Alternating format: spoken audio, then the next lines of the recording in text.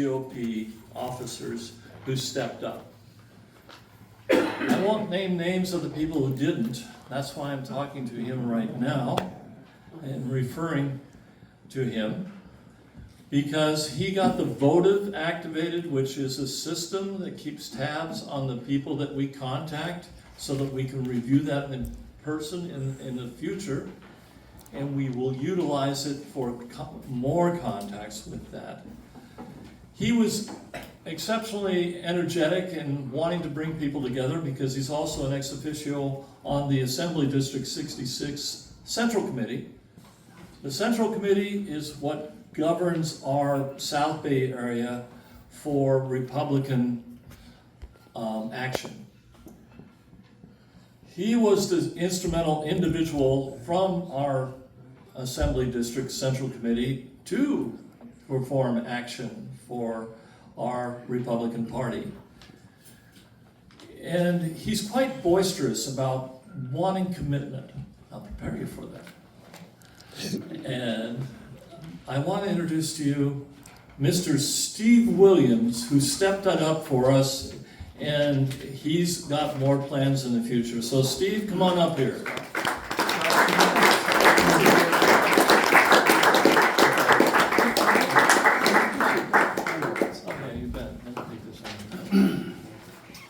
I'm not going to use a microphone. Can everybody hear me okay? Yeah. Great. I just do better being able to, walk around. Okay, sure. Thank you, everybody, for coming on Father's Day and on this Sunday. Even if it wasn't Father's Day, I'd still be thanking you for coming and spending the time. This is a volunteer organization, and that's a great segue into what I'm going to be talking about.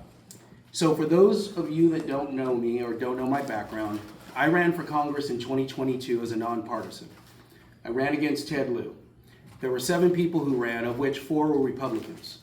I only ended up with 1,180 votes.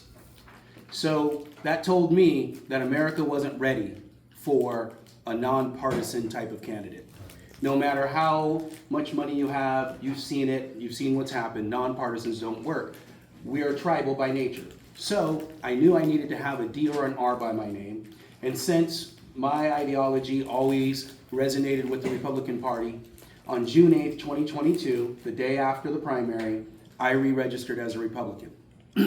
Not knowing how to get involved, not knowing what it is to be involved or a part of a political party, I went onto Google and I started searching. I figured, hey, a political party is a volunteer organization, so there must be other organizations that support the party.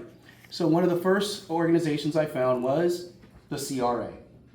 I reached out to various people. Some of their emails bounced back. Some of them went unanswered. I researched. I found the Republican Women Federated. I found the LA County Young Republicans. I found allied organizations like the NRA, South Bay chapter, the California Rifles and Pistols Association, South Bay chapter. So, and then there was the Lincoln Club. I started reaching out, I started trying to schedule, see when their meetings were, and finally, someone got back to me. And it wasn't until December of 2022 that I get an email from a gentleman named Peter Michael. He says that he is starting a new CRA chapter in the Palos Verdes, San Pedro area, and he asked me if I would like to speak. So that was my very first speaking engagement, which was January of 2023. Started getting involved. Got a chance to go to the South Bay Republican Women meeting. I joined as an associate. My soon-to-be fiancée, she joined as a regular member. We found the LA County Young Republicans. We joined the Young Republicans. We joined the NRA, the CRPA. We went to a Lincoln Club meeting, but we didn't join because that was $500 a year versus, $35, $50. So we just said, we'll just go to the luncheons every now and then. So what I had figured was, if I'm going to run, I'm going to need an army of volunteers. Where would those volunteers come from? So I quickly started asking within the chapters, the different CRA chapters, the Republican Women chapters, and all of the allied groups, and what was their plan to try to grow their membership? Because I figured the more we could grow the membership of these chapters, the more volunteers we would have, a bigger army I would have to canvass for me. Because ultimately, what I have discovered through these adventures is that the biggest weakness we have as a party is the Democrats' number one strength. And that's the ability on the moment's notice to mobilize not just 50, but hundreds of volunteers. And I saw that when I ran for Congress in 24 against Maxine Waters. I could see how they are able to mobilize through their various nonprofits, through their various volunteer groups. In fact, I discovered here in the South Bay alone, the Democrats have over 21 organizations with a presence here in the South Bay. We have 9. Now, take the public and private unions and layer that on top of those organizations. Now you see how they can have several hundred people on the corner of Sepulveda and Hawthorne Boulevard for a No Kings protest, right? How when Julie Hamill, who was trying to fight a 5th grade class being read pornographic material in the classroom, they were able to mobilize over 100 people that don't even live on the Hill to come and label her as a transphobe, as a homophobe. Scott Carter and I, we tried to mobilize people to get up there. I think we got 20 people to go help her out? 30, we had 30 people. And they had over 100. 175. So, 175. Okay? And that was for a simple school board meeting. So, what I determined coming out of the race in 2024, getting elected to the board for the LAGOP, being a delegate to the state party, is that we need to build a reliable volunteer base that we can mobilize on a moment's notice. So, I began that with, as Scott mentioned, we had an opportunity. Independent polling had shown that Rick Marshall was leading at 21% in his race, and that Christina Irwin and the next Democrat, Brian Goldsmith, were polling at about 13%. So we had an opportunity, so it seemed, to be able to get 2 Republicans into the November. Because as you know, with the registration numbers, that realistically is our path to victory right now, until we can start changing registration numbers. And we can start, and as Rick would even say, we don't necessarily even need to change registration numbers if we can just get Democrats and nonpartisans to vote for the Republican candidate. So we got a call on Friday afternoon. They said that they needed a team of people to go and canvass Sunday, Monday, Tuesday. They wanted to hit 3,000 doors. I told them we could do it. I started reaching out. We put together a team of 14 people, and over that Sunday, Monday, and Tuesday, which was election day, we canvassed and we hit over 3,000 doors. Great. Okay? So, with 14 people and motivation to be able to do that, imagine if we had 50 people, 100 people. Imagine if we started back in January instead of 3 days before the election. We could get the word out. Now, that's not necessarily going to overcome the registration numbers, but what it's going to do is at least it's going to heighten the exposure of our party, of our candidates, and also show other Republicans, guess what? You have help. You're not alone. And in fact, perhaps my theory is that they see people in action and they actually say, wait a minute, there are people that are doing something. As a matter of fact, I've been talking to somebody about Republican politics, conservative politics at my gym for several years. And today, out of the blue, he's here, Dana. First time, it's great, okay? But this is what we need to do, is that we need to be able to get more people to come in. In fact, as Scott said, when you're talking to like-minded people, he raised the point that I never thought of. You know the number one benefit about being part of the CRA? No. Access to elected officials. Well, that's true. Networking. Right? First time, I remember I was sitting in a diner with Mike Netter, if any of you guys know who Mike Netter is.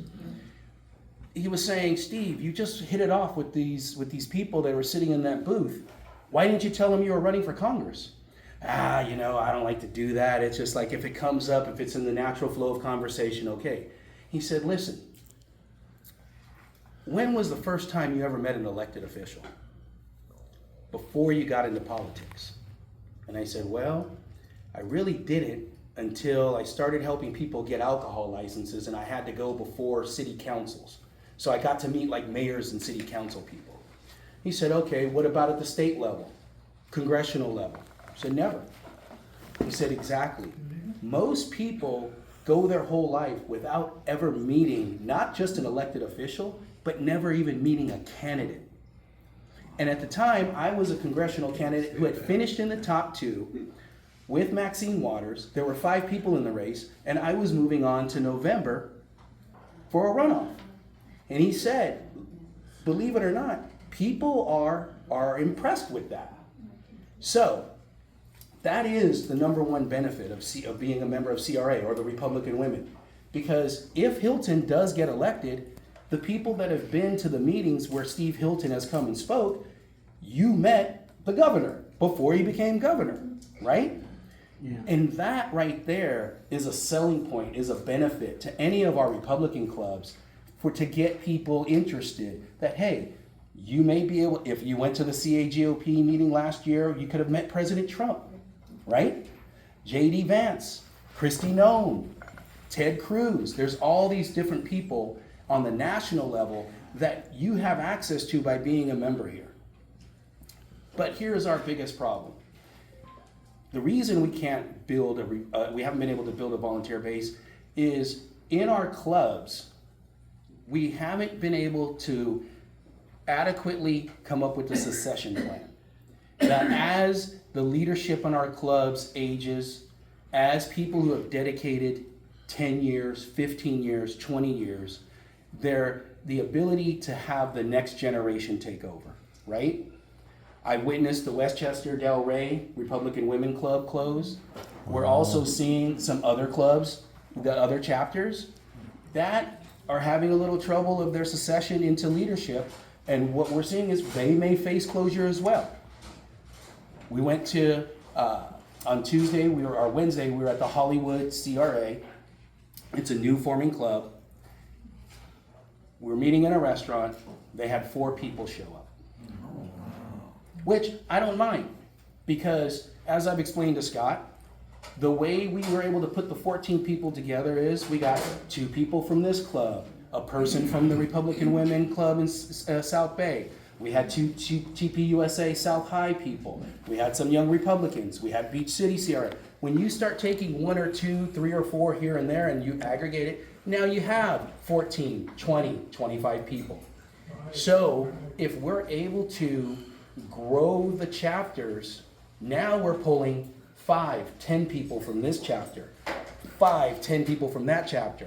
And when you take the clubs we have here, if of the 9 clubs, we can get 10 people, that's 90 volunteers. And think about that. And we're not just talking about for knocking on doors. There's so much other things that can be done. Sandy does a great job at sitting at the farmers markets with Scott. Tabling. Okay, tabling. We got people who do phone. That's right. We have people who make phone calls. We have keyboard warriors, because there's a need for keyboard warriors that can be on social media, because I don't know if you start getting into it with people on Facebook, you could spend all day going back and forth, right? So we need people who can do that. On Instagram, on Twitter. And then there's even writing letters. Even that can be effective.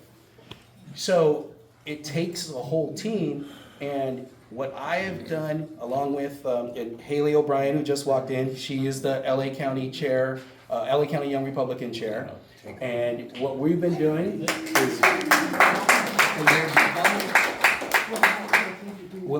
is going around to the different Republican clubs, whether they're Republican Women, whether it's a CRA chapter, a TPUSA chapter, and we are talking about just this.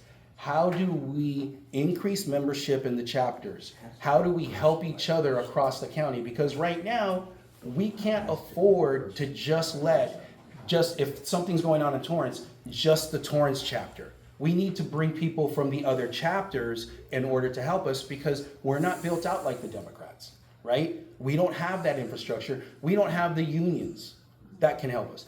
Now, there's strategies to be able to crack into the unions, especially public safety unions. And if we really can get our narratives down, we can start pulling in the trade unions as well. But that's another discussion. Right now, what we really need to focus on is how do we, one, get more involved, even if it's just for you to be able to pick up the phone and call 10 of your friends. Also, think about this. I ran these numbers. We have 1,100,000 registered Republicans in LA County. That many? 1,100,000. 10% would be 110,000 people, right? What if those 110,000 people, just 10%, talked to 10 of their neighbors, knocked on 10 doors in their neighborhood? That's 1.1 million doors that we've knocked. So the power is there in the numbers, but we have to be able to get motivated and get others motivated to be able to do it.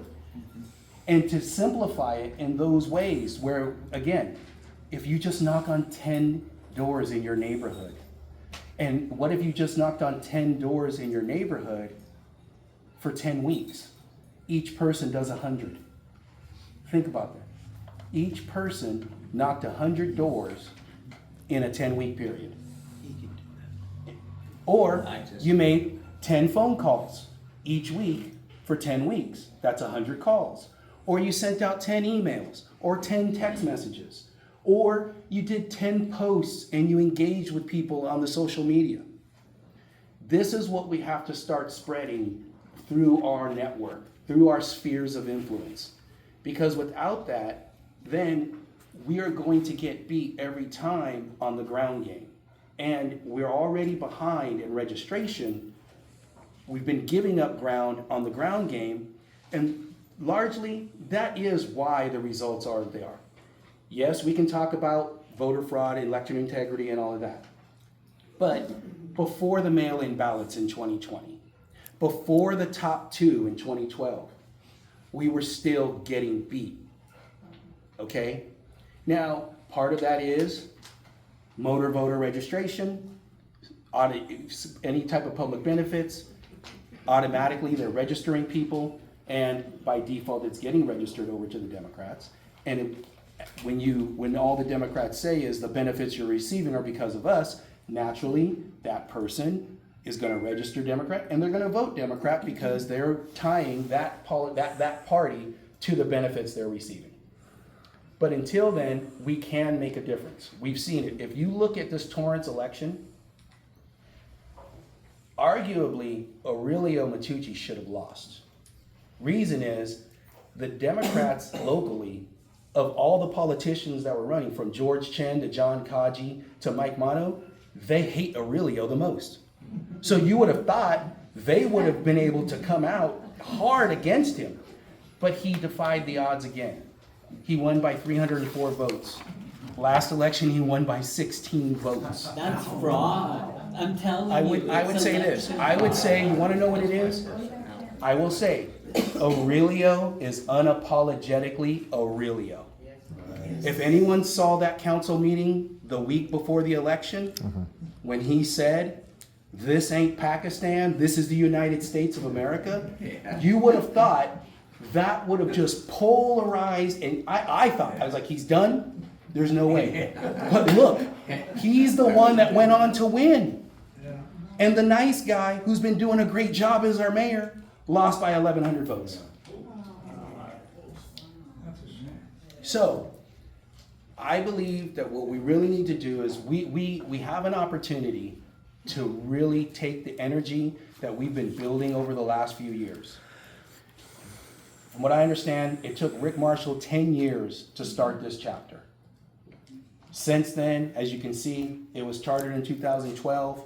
Scott, is it the number 2 chapter in the state? Yeah, by one by one. So, there you, I mean, still, We can second, easily find two and when take it over, measured by but membership, there's a reason for that. So, and how many chapters are in the state? 65. So out of 65 chapters, the Torrance Lameda Palos Verdes chapter had number 2 in membership. Okay? So what we need to do is now let's move to number 1 and let's help the surrounding chapters. Let's help the PV San Pedro chapter. Let's help the Beach Cities chapter. Let's help the Hawthorne, Lawndale, Gardena chapter. When I come across somebody, when I meet them, first thing I ask is, where do you live? Depending on where they tell me, here's your nearest CRA chapter. Here's who the CRA is. It's the conscience of the Republican Party. That's what Ronald Reagan called it. This is what they've done. This is what they're about. You need to get involved in your local chapter. Second question I ask is, how old are you? If you're under 40, I point them to Haley and I say, you need to join the Young Republicans as well. And if they're a woman, you need to join the Republican Women. So right there, if it's a under 40-year-old woman that lives in the South Bay, I have them joining a CRA group, a Republican woman group, and the Young Republicans. If they happen to be a high net worth individual who wants to utilize their wealth to help move the movement, I direct them to the Lincoln Club, and I have them get in touch with Bob Holmes. If they're a gun enthusiast, I send them to the NRA and the CRPA. If they're a high school student or a college student, high school TPUSA chapter or the high school Young Republicans, try to get them to start a chapter. If they're in college, get them to the College Republicans or the Young Americans for Liberty or the Young Americans for Freedom or a TPUSA chapter there.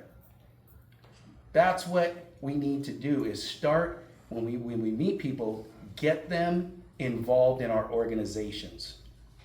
When we show up, try to bring 1 or 2 people with us. Then if they join, get them to bring 1 or 2 people when they come. Because that is the way we're going to build a reliable volunteer base.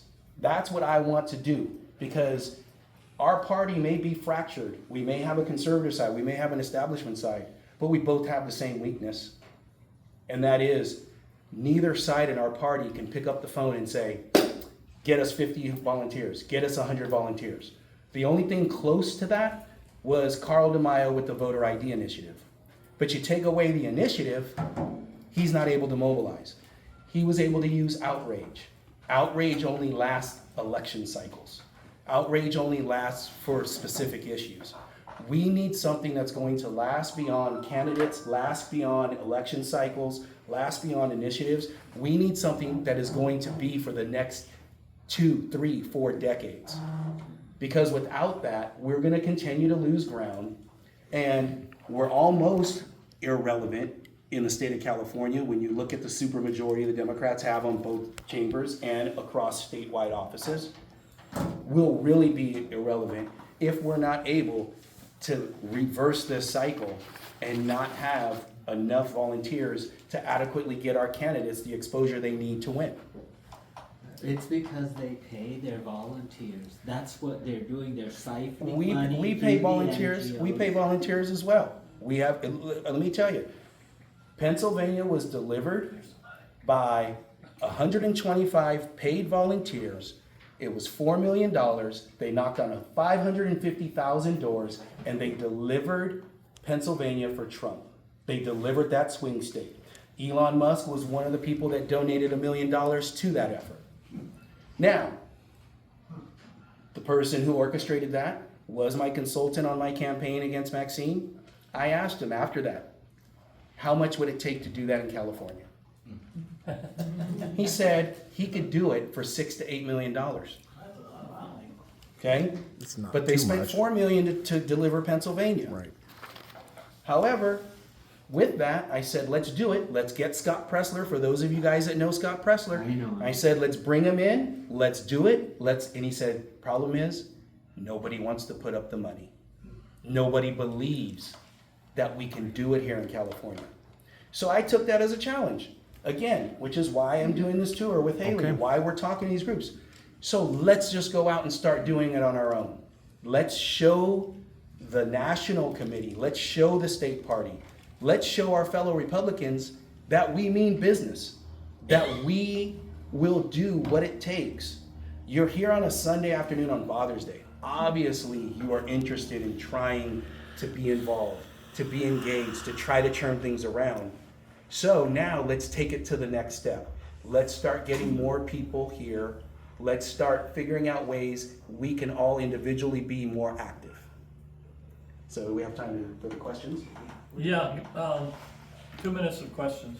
Otherwise, we will have workshops in the future to address individually and group. Yes, go, yes. Yeah, I wanted to mention one thing that hasn't been mentioned. When you pick candidates, they have to fight with this, not with this, but with this. And I did not notice that from George Chen or Mono especially. Me and Scott attended a council meeting, but I'm not running for District 3. Right. I gave a beautiful speech Right. against a song on local TV, the best I've done so far. Right. But Mono was nowhere to be seen. He thinks he can go to the news media and all of this, and that does it. No, he has to fight with this.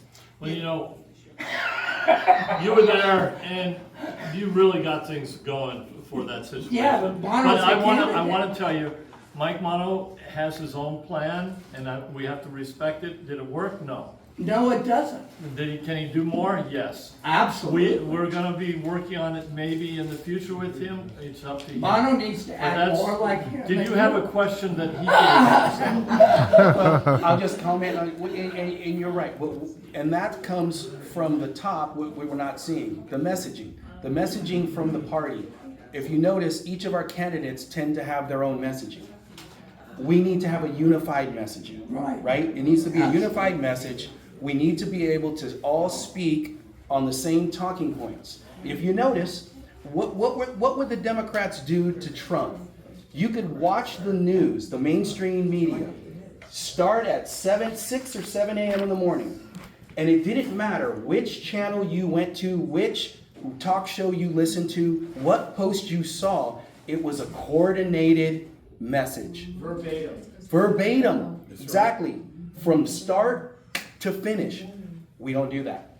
But we need to start doing that. And in fact, one thing I'd like to add is, for those of you starting July 1st, all government meetings, school board meetings, committee meetings, Senate, city council, from state down to county and city, all have to be live streamed and all have to provide public comment through that live stream. If the live stream breaks down, they have to pause the meeting till they fix it. If it's not fixable, they have to reschedule the meeting. Okay? So for those of you that can't attend a city council meeting, can't attend a planning commission meeting or a school board meeting, look at how you can log in and you can give public comment, because I'm going to tell you what's going to happen. The Democrats are definitely going to flood the online, simultaneously flooding the in-person. Because online, the council or whoever is controlling the meeting will be able to cut you off. So right at that 2-minute or 3-minute mark, they'll be able to cut you off, like cut the mic. But in person, as we know, even if they say your time is up, you can still scream and yell at them as you're walking away or being led out by Sergeant of Arms, okay? Not that necessarily gets the point across. But that is something, so these are things to think about, that you can still get involved sitting on your couch. One more question, and I'm gonna go to Christine over here. Okay. Actually, I have so many questions, but I try to control myself. I like your speech. You'll be able to talk later after 5:30. Okay, you're a good speaker. Thank you. Okay. Scott runs the number 2 Yes. CRA chapter in the nation. In What's California. Number 1. Oh, that's the Temecula Murrieta. Bob Cowell. They have 96 What members, we state? have 95. Oh, I could have asked That was Glendale. a number of people to join. At this time of year, we have a problem.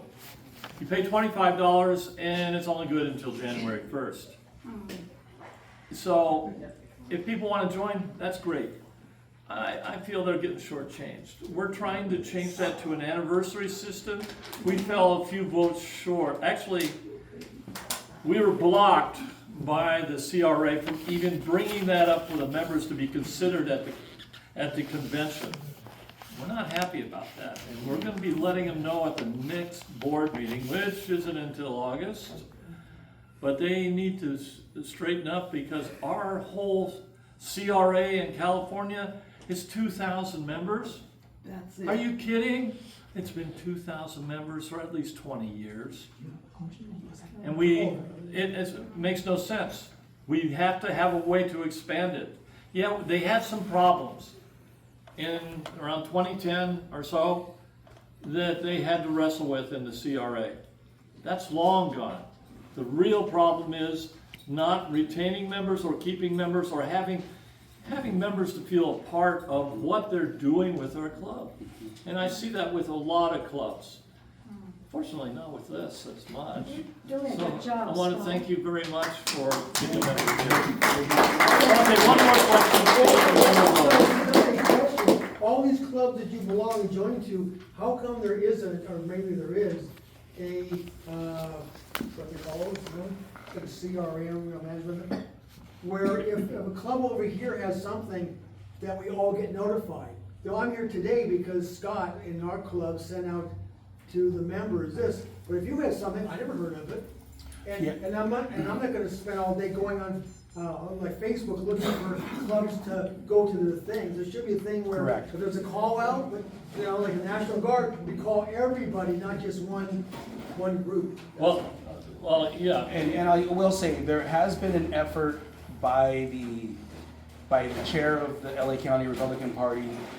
Her vision was if we use the LA GOP calendar on their website for all the clubs throughout the county to submit when their monthly meetings are, what kind of a special event they have. Because I have a client who's a dentist who he regularly goes to the calendar to see what's going on around the county, and he says, hey, are you gonna go to the Santa Monica Republican Women's Mixer tomorrow? Are you gonna go to this holiday party? So yeah, there needs to be more of a coordination of that. Well, I want to say thank you very much, everybody, for coming here. Let's give Yeah, Steve yeah, Williams Thank right you. now. Thank you.